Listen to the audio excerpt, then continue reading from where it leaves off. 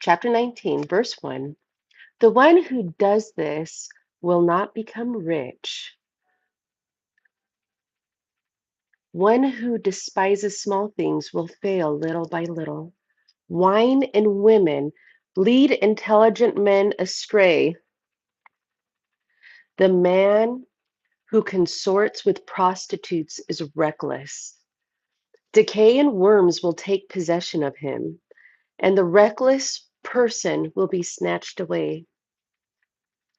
One who trusts quickly has a shallow mind, and one who sins does wrong to himself.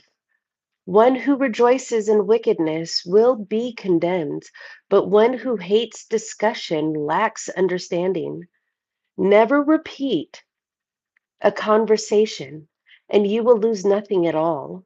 With friend or foe, do not report it, and unless it would be a sin for you to do, not reveal it.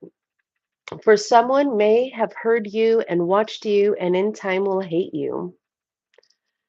Have you heard something? Let it die with you. Be brave, it will not make you burst. Having heard something, the fool suffers birth pangs, like a woman in labor with child. Like an arrow struck in a person's thigh, so is gossip in the belly of a fool. Question a friend, perhaps he did not do it. Or if he did, so that he may not do it again. Question a neighbor, perhaps he did not say it. Or if he said it, so that he may not repeat it.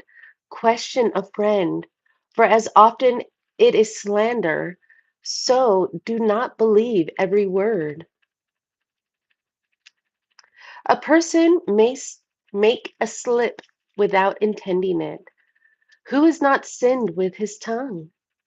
Question your neighbor before you threaten him, and make room for the law of the Most High. The whole of wisdom is fear of the Lord, and in all wisdom there is the fulfillment of the law. The knowledge of wickedness is not wisdom, nor is there prudence in the counsel of sinners.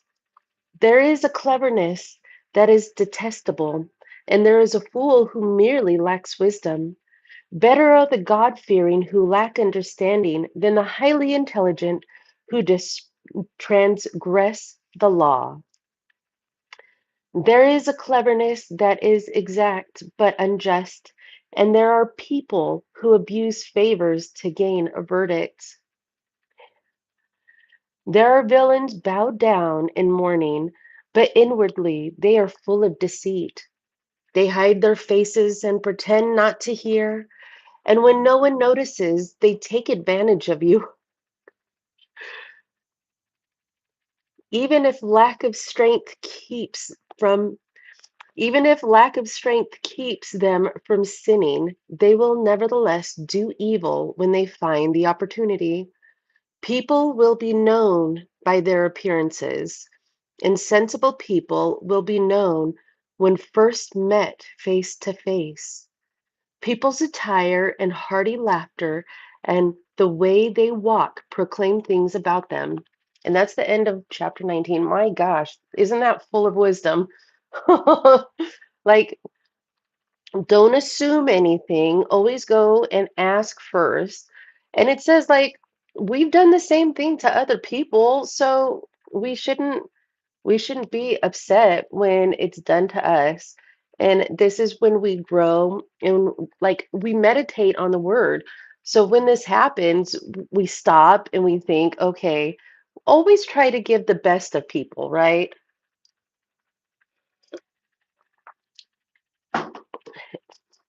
And this is I'm going through I believe it's like the book of Melchizedek. So it's inside of the Dead Sea Scrolls. And what I find fascinating is like it this the story of the book of Melchizedek. It starts with the beginning and how God made like the different celestial beings.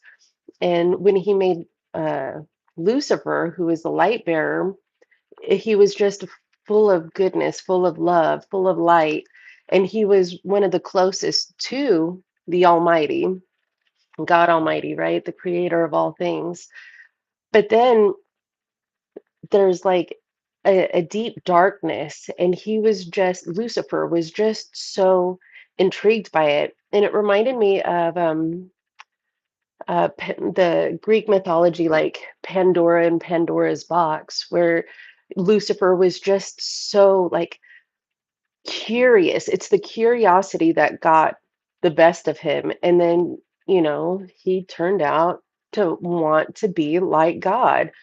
And I haven't gone through the whole thing. I just finished where uh, God wa was asking Adam and Eve, like, how do you know that you're naked?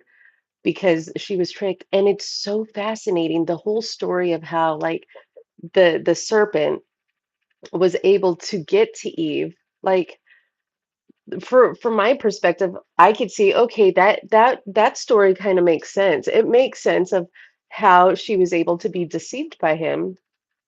And I don't I would recommend, and I'm not saying that that's like gospel or anything like that, but I could see the perspective of that story. Like, could it be true? It definitely, I could see that happening like that.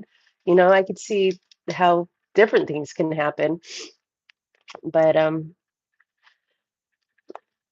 going back to chapter 19 of Sirach, it's I love it. It's called True and False Wisdom.